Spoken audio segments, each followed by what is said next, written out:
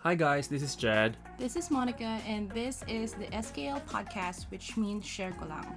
In this podcast, we talk about life, adulthood, parenting, careers, and so much more. We add new episodes on Fridays. Hello again for another episode of SKL. Pangilan na to? Pangapat na? Uh-huh. So, pag-uusapan natin yan? Anong topic? Trending ngayon si lalo na sa Pilipinas Grabe yung trending ng Pop Mart Yeah, kasi bagong open lang. Nag-open sa Philippines finally. Buti pa sila. Tayo kasi dito wala Wala tayong store. Pagka may store na dito sa Toronto, for sure number one kang Bakit naman ako? ikaw yung unang magka-camp siguro before na open. Hindi ako ganun ka wild. Like, for sure, ang gagawa nun is ang mga reseller. Like, hindi ko alam kung nagte-take advantage lang yung mga tao dahil hype. Hindi ko nga alam. I think it's smart, but I feel bad. Anyway, sa Pilipinas kasi ang pinaka-trending talaga in particular sila Bubu. No? Yeah, I think so. Sila I think Bubu. so. Ito baka may mambash sa akin, pero hindi ko talaga mag-gets Hindi ko mag-get yung pagka-hype niya. Kasi yung itsura mismo. Ewan ko. Sa iba, siguro okay. Sabagay, kanya-kanya kasi talagang trip yan. Hindi ko din like, ako, well, basically kasi nagko-collect ako ng toys. Nagko-collect ako ng mga ganyan.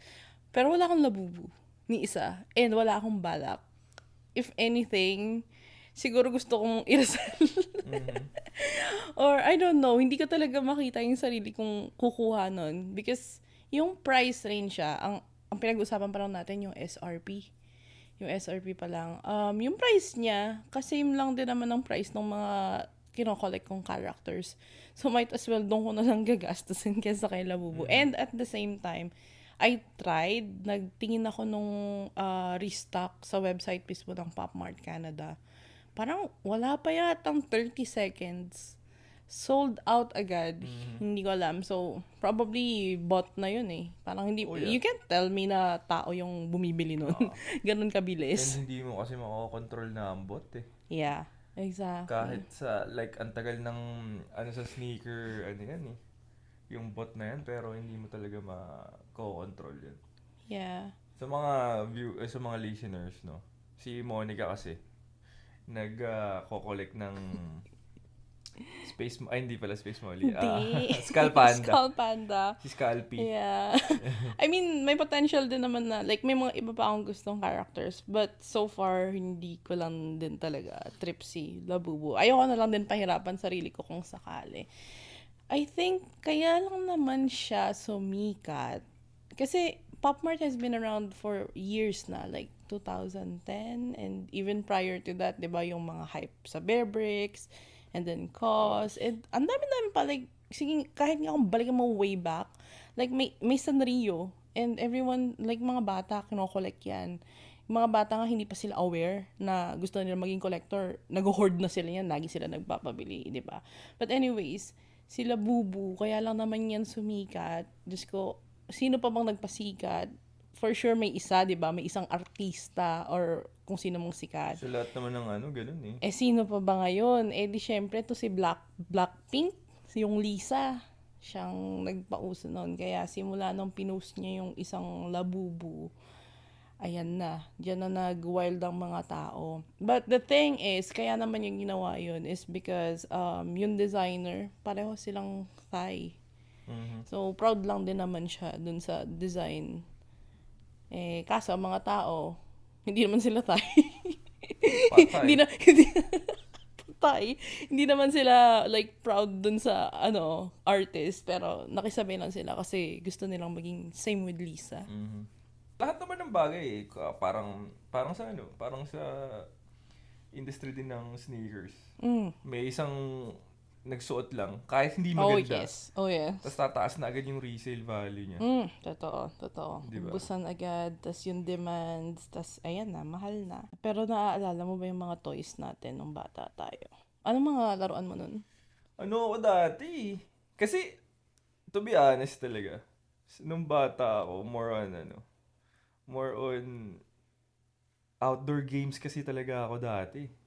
Kung toy man, yung sobrang simpleng mga toy cars lang na hindi naman, Tamiya, naglaro ka ng Tamiya. oo, nagtamiya ako. Pero hindi yung to the point na katulad ngayon ng mga tao na sobrang nababaliw sa mga toys na sobrang iba. Ibang-iba yung dati sa ngayon. Siguro dahil na nga rin sa social media, di ba? Yung laking May factor. nagpa-trending, may nakita lang silang idol din na nakasuot, di ba? So ngayon, hahanapin na nila yung mismong Exact. exact na ano. Mhm. Dati naman wala social media, so kahit nga commercial hindi mo na makikita yung mga ganong toys eh, di ba? Yeah, hindi. Makikita mo lang yan sa kalaro mo, Oo, sa kaklase exactly. mo, pag nagyabangan na kayo. Tapos, dahil hindi mo kayang hanapin yung exact na yun, kasi, alam mo yung Toy Kingdom. Like, hindi mo naman masasabi kung anong stock sa Toy Kingdom at kung Exactly. bibilan ka ba ng magulang mo. Saka literal yung mga toys dati talagang battery operated na pang ano lang eh. Like Panglaro lang. Crash Gear, Tamiya, yung mga ganun, di ba? Pero yung mga Nagka-crash gear talagang din ako. toy na collectibles na rin, pag sa mostly pang girls talaga eh, no? Hindi meron akong mga robot, may mga Transformers ako. Sabagay. Mga Gundam. Oh, May mga Gundam. Gundam, Gundam talaga oh. yung ano. Well, wala akong Gundam. Hindi kasi rin ako Hindi maano. yun yung trip mo. Hindi yun yung trip ko. Kahit anong toy, wala kang kinolek. Wa- Lego. Lego, yun, madami ako. Yung mga ganun. Pero, tinan mo, Lego to a, yung mga Pop Mart ngayon, di ba, Mhm. sobrang ano, magkalayo talaga. Di ba? Though may mga ano naman, Similarities. similarities. Pero iba pa rin eh. Mga Lego, mga Hot Wheels, yan yung mga ano ko. Pero usual, maano kasi ako eh, laro ako sa labas eh. More on sports, ganun ako. Ikaw, anong ano mo? For sure, ikaw madami. Madami. Madami kang ano eh. Sobrang, paano ko ba sisimulan kung in terms of collection, siguro nung bata ako, ang pinaka-collection ko, I would say, is Barbie. And napakalalim nung reason for that. Yung name ko kasi, 'di ba, Monica? Kaya yun pinangalan sa akin ng mami ko. Kasi doon nung pinanganak daw ako, mukha daw manika yung Ayun, baby. ayun na. So sabi ko, anong klaseng manika? Tapang mangkukulo. Anyways, so yun nga. So mahilig talaga ako sa dolls since bata pa ako, and it's because I think may in a way may influence talaga ng mom ko. Then syempre, sino bang bumibili ng laruan ko nung bata ako? Eh di yung mom ko. Tapos before, syempre yung mga una kong Barbie, nilalaro ko talaga. Like for playing, nag-dress up, bahay-bahayan, or luto-lutuan ko, ano man yan, talagang role play. Pero at an early age, I started to learn then to keep some of them Mhm. with the box.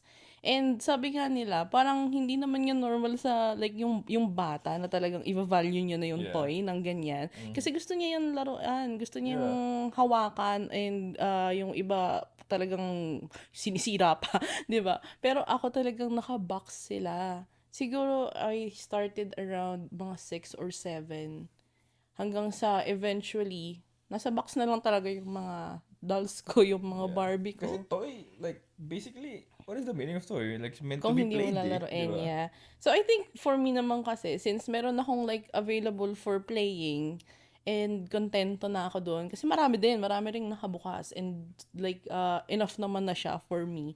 Then yung mga sumunod, talagang tinatabi ko na lang hanggang sa matanda na ako, nakatabi pa rin sila. And I think, ayun na nga yun, parang connected na siya sa until now. Like, even yung mga last na travel ko, when I went to Japan, Japan is very much known for like toys and like doll figures, to the point na yung iba nakakatakot na nga eh. May mga binibili ako doon. Dala ko nga sila dito, ayoko lang i-display kasi baka matakot ka. Then, ayun, connected din talaga siya na naging trend na lang ngayon sa pop culture is si Pop Mart. So, may mga mangilan-ngilan na gusto ko from them. Doon lang nag-start talaga yung pag-collect ng toys ko. Yung parang satisfaction ko na nakikita kong nasa box pa sila in like pristine condition pa Mhm. rin. Then, syempre, nung bata pa ako, hindi ko naman alam kung anong value niyan, di ba? Just for Mhm. me, makita lang silang maganda pa rin. Happy na ako. Sobrang ibang-iba yung ano, no? Yung ano natin sa toy. Tsaka, kinalakihan siguro din. Syempre, No? magkaiba naman din talaga ng toys kasi ang babae at lalaki. Tignan mo si Tio ngayon. Tignan mo yung Cars, obsession niya sa Cars. Like literal Yes. si Lightning Cars McQueen na. Disney Cars, Lightning McQueen. Sobrang obsessed niya as Yung in. feeling na meron na siya, hindi ko makakalimutan yung pumunta tayo sa Toys R Us na Yeah. nakita niya yung mas malaking Lightning McQueen. Kasi meron na siya eh. May set na Napaano siya talaga dito. siya. Wow! At saka yung first time ko siyang makita, like 2 years old, hawak yung toy, nakatingin siya sa daddy niya. Sabi niya, Daddy! Tapos, inaabot niya talaga sa'yo. It's like telling you na, Daddy, bilhin mo to for me. Ganun siya ka-obsessed sa Cars. Siguro. Pero tinan mo, yung pagka-obsess niya, sobrang nilalaro niya. Talagang, Yeah. feeling ko nga meron siyang meron siyang nagkikreate siya ng story sa sa For utak sure, may niya storyline yan. habang nilalaro niya yung mga cars niya. Oo. Diba? Ganun. Ayun yung ayun din yung kaibahan. Like sa mga pag sa babae. Yung mga, syempre mga kapatid ko babae. So nakitaan ko rin sila meron sila sa room nila sa taas. Puro Barbie lang din yun. Tsaka mga bear, mga Sila pala ganun. dapat mga kalaro ko eh. Yeah, mga ganun talaga. Kaya sabi ko, siguro pag sa batang age, mas maano yung paghahalaga ng mga babae sa toys kaysa sa lalaki. Kasi, Yung value, yeah, pero pag inaalagaan. lumaki na yung lalaki naman, dun na yung mas yung talagang hahanapin yung gustong-gusto niya pag lumaki na. Tas maingat. Sobrang ingat na. Sana nag-trend talaga ng crazy. And even until now, I would say Pokemon. Oh, yeah. Did you? Nag-Pokemon ka ba? Sa In any way? Game Boy ako Game nag-start. Boy na Pokemon. Game Pero Boy yung na mga Pokemon. collectibles, like yung cards, syempre yung cards dyan, Cards, tapos no. yung mga figures I don't na rin. even watch the actual Pokemon. Oo. Sa Pilipinas sa atin, di ba, sa GMA yun? Napanood ko siya pero hindi ko na natuloy sa hinababa naman nun. Talaga. Then, funnily, until now, wag niyo akong i-judge. Nagpo-Pokemon Go pa rin ako. Pero hanggang dun lang. Wala akong figurines, wala akong merch or anything. Hindi ako umabot sa ganon pagdating kay Pokemon. More on kasi ano na rin eh, eventually, parang nung nauso na yung mga mobile games, mas doon na napunta yung attention ko instead dun sa actual na figure. Kaya naman tong si Barbie na ang hilig ko is i-dress up and ayusan. Nahilig ako sa mga games na may avatar. Nabibihisan ko, dadamitan ko. So, parang aligned. Aligned pa rin naman sila in a way. Would you say yung toys na collectibles dati is papalag sa mga toys na collectibles ngayon sa quality? Sa quality. Kasi nakita ko yung quality ni Skull Panda tsaka yung nag-iisang demo natin. Yung sa Pop Mart tapos and yung mga sa Sanrio na Iba yung quality. Talagang alam mong binigyan ng attention. Yeah. Kasi naman, diyan na papasok talaga si innovation. Like, iba na talaga ngayon. Siyempre, dati old school pa yung mga materials, hindi pa ganun ka tested and proven, hindi pa ganun ka wide yung sources. Pero like, when it comes to the idea, kumbaga, iba pa rin naman talaga yung mga OG. Ay, sabihin ko pa lang. Diba? Like, syempre pag nakakita ka ng mga yung dati, like, uy, classic nung quality nito. Yung tipong ganun ba, na talagang pahahalagahan mo pa rin. Ayun lang. Kaya hindi ko rin masabi na yung dating toy is kaya pa rin makipagsabayan sa quality ng toy ngayon. Hindi. Basically, they need to like upgrade things din. So, yung concept nila, nandyan pa din. Pero, mas improve na sila ngayon. Kasi nga, like what you said, kailangan nilang makipagsabayan. Otherwise, matatabunan sila ng mga bago ngayon. Kasi, iba na. Like, nakita mo naman yung presyo ng mga lumalabas na toys ngayon. Tapos, yung quality, parang, kaya naman talagang nahuhook yung mga taong i-collect eh. Actually, itong sila Pop Mart, I wouldn't say toys sila for kids. Even when you go to their website, may nakalagay talaga na not suitable for 15 years younger. Not only because syempre may mga parts na like choke hazard, mga ganyan. But also yung iba may mga concept na hindi naman din talaga pang bata. The fact na yung iba medyo, let's say, may weapon, yung mga may mga axe or whatever. Siguro hindi naman siya super pang bata. I think what Pop Mart is doing right now is that they saw an opportunity sa mga tao na, let's say, merong disposable income or may extra, may budget. And sino ba yung mga yon? Di ba yung mga working age na yan? Hindi naman na yun yung mga super bata. Unless kung may side hustle tong mga bata ngayon, which I assume meron. Or may mga parents na may hingan, of course. Pero, it's for those adults who wants to heal their inner child. Like, yung pagkabata nila, or siguro, let's say, yung iba, hindi masyadong nagkaroon ng laruan ng bata pa sila. Sobrang happy nila ngayon kasi afford nilang bumili and they buy it for themselves. Generation din. Yes, Yung, exactly. sa generation din kasi, syempre yung mga magulang natin dati, mas iisipin na ano eh. Yung mga needs, Yeah, yung mga needs essential eh. Yeah. needs, yeah. That's true. I mean, it depends kasi ako, like, yung na-share ko na nga talagang may mga toys ako, yung mom ko naman supportive sa ganon. And yun nga. Pero kumbaga, yung iba, may mga kanya-kanyang story kung bakit sila nahuhook ngayon sa mga characters na to. Sometimes they even parang nakaka-resonate sila dun sa concept ng mga art. Kasi in a way, art toys to eh. So may storyline, merong parang meron silang backstory. And then if they can relate to it, doon nila nagugustuhan yung character. Actually, natutuwa ako kapag ano eh.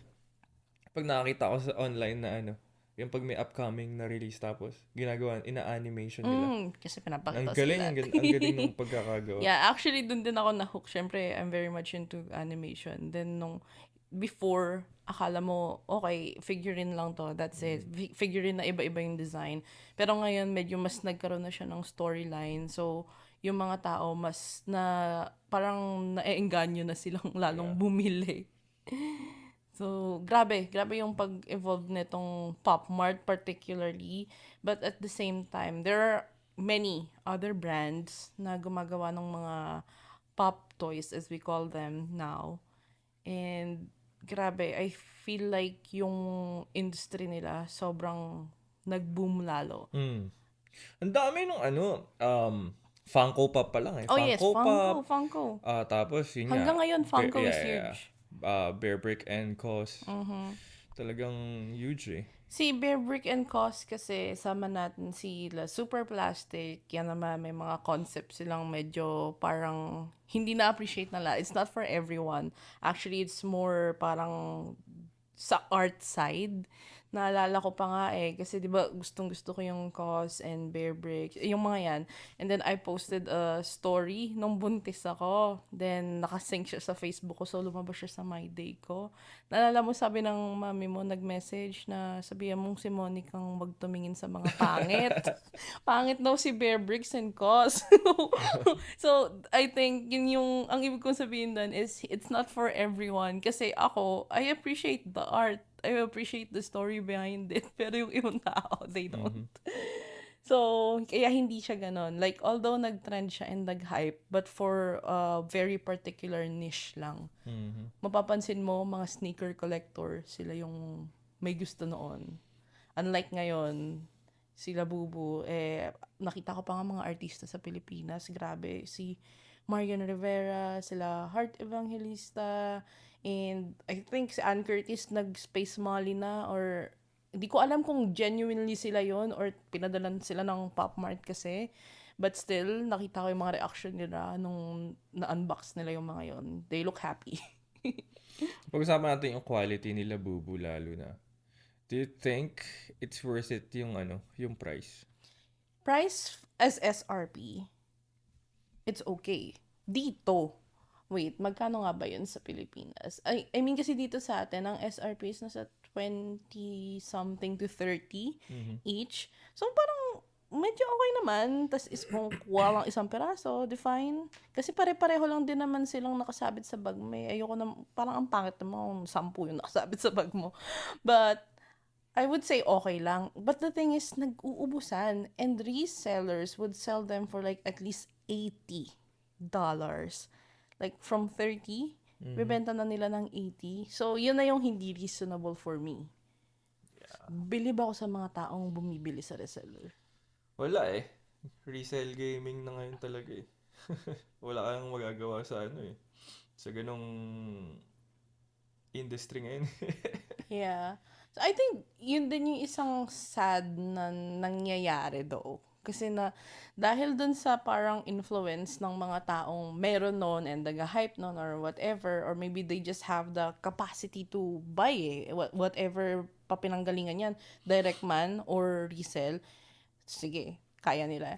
Pero yung mga ibang tao kasi, like, sometimes, hindi naman talaga sobra-sobra yung pera mo, pero gusto mo rin bumili just to be, like, involved para din meron ka, para makasabay. Medyo sad. I mean, kanya-kanya tayong, choice nyo yan. Respect ko yan. But it's sad. Do you think how long will it last, the hype of this Labubu It thing? depends on how smart Pop Mart would be. Like, kaya ba nilang I-sustain yung pag-release nila, no? Yes, which ginagawa talaga nila. Kaka-release lang kahapon ng Skull Panda na bagong series na naman. I can't tell you how fast I checked out. And I was praying na I hope yung mga tao ang gusto lang sila Bubu and hindi si Skull Panda para hindi ako ma-sold outan, and I was lucky so far. Kasi sabi mo naman, nauna na si Skull Panda bago pa si Labubu eh. Kaya Nauna. trend, Nauna na siyang nag-trend, ma-hype. diba? Yeah. So yeah, I think it's really insane how people are reacting to these things right now. But again, we all have reasons why we're being hooked. If it gives you happiness, then go for it.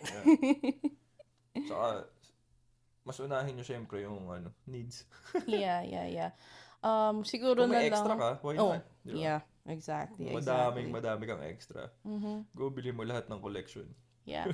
I think na lang talaga, the only difference why naging ganito, I wouldn't say yung, like, yes, artista and influencers, whatever, but it's mostly social media in general, because this is where we see things. Unlike before, walang social media, so you don't see it anywhere. Like, trending man or hindi, kung buong neighborhood nyo is meron yan, the fact na hindi mo naman nakikita, hindi mo nakikita palagi pag open mo ng phone mo or ng screen mo, hindi ka mape-pressure. But ngayon kasi, nandiyan na si social media. And then at the same time, there's this another aspect, yung creative aspect naman na, let's say, lahat tayo, buong neighborhood natin, may Labubu, lahat kami, ganyan, mga 20 kayo. Tapos nagpa-followan kayo sa Instagram. Sample lang yan atong situation. Pagandahan kayong mag-take ng photos. Yeah. So, nagkakaroon din ng competitive na creative aspect. Kaya din yung mga tao nahuhook na parang, kailangan kong bumili nun kasi mas magaling akong kumuha ng picture sa kapitbahay natin. Ipopost ko. Mas maraming likes. Lahat naman kasi ng tao merong competitiveness sa Oh yeah, for sure. For sure. Tinatago na nila yan. Yeah. So yeah, I really think social media has a huge play when it comes to these things. Sobra. Ayun nga, sinabi natin sa generation. Ano bang generation? Yung social media generation na talaga ngayon. Hindi mo na mapipigilan eh. Wild. Yeah. That's it for the pag share natin yung kaya nating i-share about sa natin. Yeah. Just a friendly opinion. Yeah. We don't hate Labubu. Okay naman siya. Okay naman siya. Okay lang siya.